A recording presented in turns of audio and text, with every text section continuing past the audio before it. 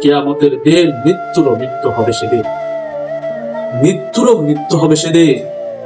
দেখবেন গোটা পৃথিবী মৃত্যু হয়ে যাবে, মানব দানব সহ সকল প্রাণী অস্তিত্ব মৃত্যু হবে। আশ্রয় বিকাই ওই মৃত্যুর হাত থেকে রক্ষা পাবে না।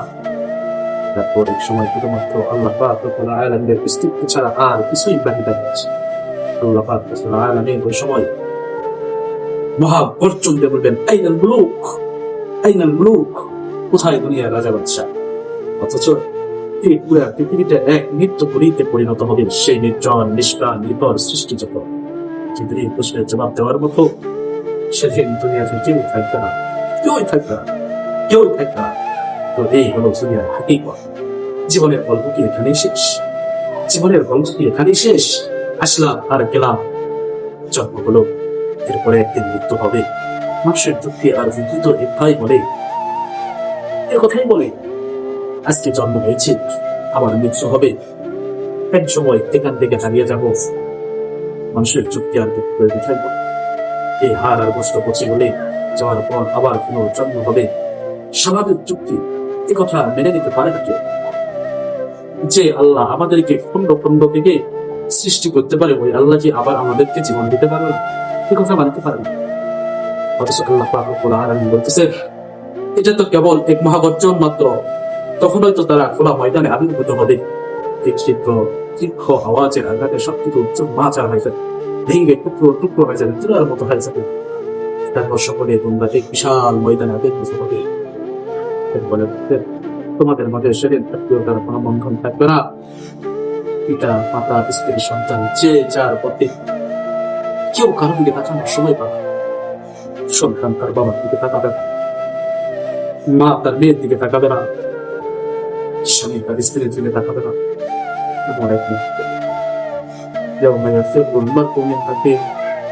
ভাই তার বোনের দিকে তাকাবে, কারো দিকে কেউ তাকাবে না। সকলে নিজেকে নিয়ে ব্যস্ত থাকে, কেউ সহযোগিতার হাত বাড়াবে না। সহযোগিতার হাত বাড়ানো তো দূরের কথা, চোখ ভুলে যদি চোখ পড়ে যায়, চোখ তুলে রাখা বারো অবসর হবে না। সবাই নিজ নিজ আমল নামায় ব্যস্ত। এই হাসরের মধ্যে যদি আল্লাহ নবী দেখে, তোমার আমল নামায় এত নিকৃষ্ট মানে হলো কেন? হলো কেন? আমি তো তোমার জন্য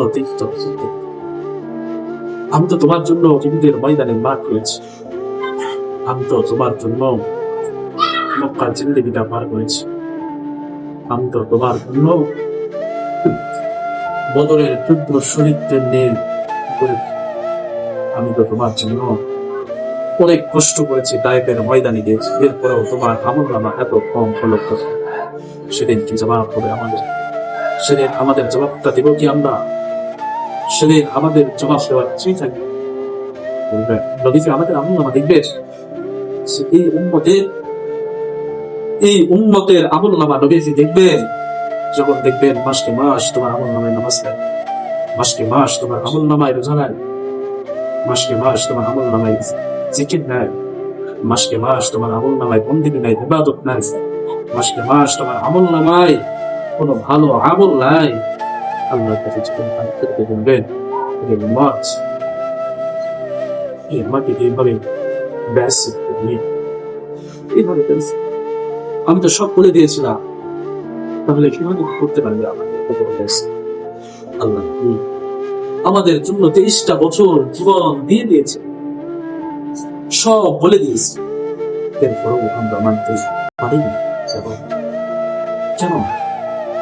তার একটাই প্রশ্ন, যে আমরা যদি দুনিয়ার দিকে ধাবিত না হতাম, তাহলে আখিরাত এবং দুনিয়ার দিকে, আমরা তো সবাই নিয়ে আছি দুনিয়া দুনিয়া দুনিয়া, আখিরাত নিয়ে তো আমাদের কোনো ভাবার বিষয় না, আমরা তো ভাবতেও পারি না।